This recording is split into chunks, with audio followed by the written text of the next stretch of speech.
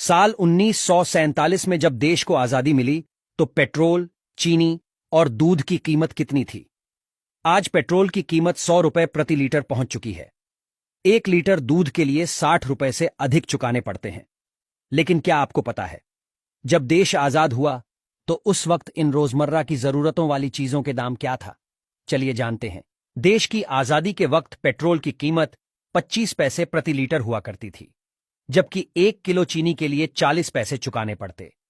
नई साइकिल के लिए कम से कम 20 रुपए की जरूरत होती थी, जबकि दिल्ली से मुंबई तक अगर फ्लाइट से सफर करते तो आपको 140 रुपए चुकाने पड़ते।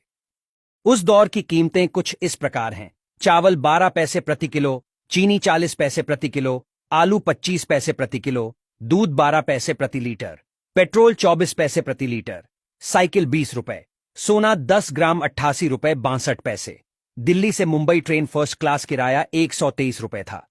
एक अखबार की कीमत 13 पैसे और सिनेमा टिकट 30 पैसे की हुआ करती। घी 75 पैसे प्रति किलो, आटा 10 पैसे किलो, दाल 20 पैसे किलो, केला 12 पैसे दर्जन, बल्ब 25 पैसे, माचिस 2 पैसे, टॉर्च 1.5 रुपए और पेंसिल 6 पैसे की थी। डॉलर की बात करें तो डॉलर की कीमत 1925 तक भारतीय रुपए से कम थी। वो कीमत जानकर आप हैरान हो जाएंगे।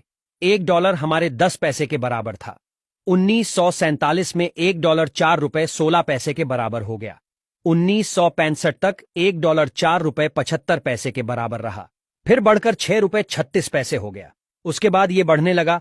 1982 में 9 रुपए 46 पैसा हुआ। उसके बाद अब ये कहां है जगजाहिर।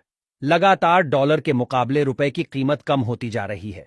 1947 में प्रकाशित एक विज्ञापन के अनुसार उस समय भारत में आकर बिकने वाली फोर्ड कंपनी की ब्यूक 51 कार की कीमत करीब 13,000 रुपए थी, जबकि 1930 में फोर्ड की ये मॉडल फेटन कार करीब 3,000 रुपए कीमत में भारत में बिकती थी। वहीं क्या आप जानते हैं भारत में पहली बार रुपया कब अस्तित्व में आया? रुपए के शुरुआत की बात 6ठी शताब्दी ईसा पूर्व में बताई जाती है, यानी 2600 साल पहले रुपए की शुरुआत हुई थी। रुपया संस्कृत से आया है। रूपा का अर्थ होता है आकार, रुपया का अर्थ है चांदी यानी चांदी जैसा, जबकि रुपयकम का अर्थ चांदी के सिक्के से है। हालांकि 16वीं सदी में शेरशाह सूरी ने अपने शासनकाल में चांदी के सिक्के को नए तरीके से पेश किया, जिसका वजन 178 कण था। रुपए के नाम से बाजार में उतारा गया। मुगल काल और फिर ब्रिटिश हुकूमत में इसका प्रयोग होता रहा। फिर 1861 में 10 रुपए के नोट ने पहली बार बाजार में दस्तक दी।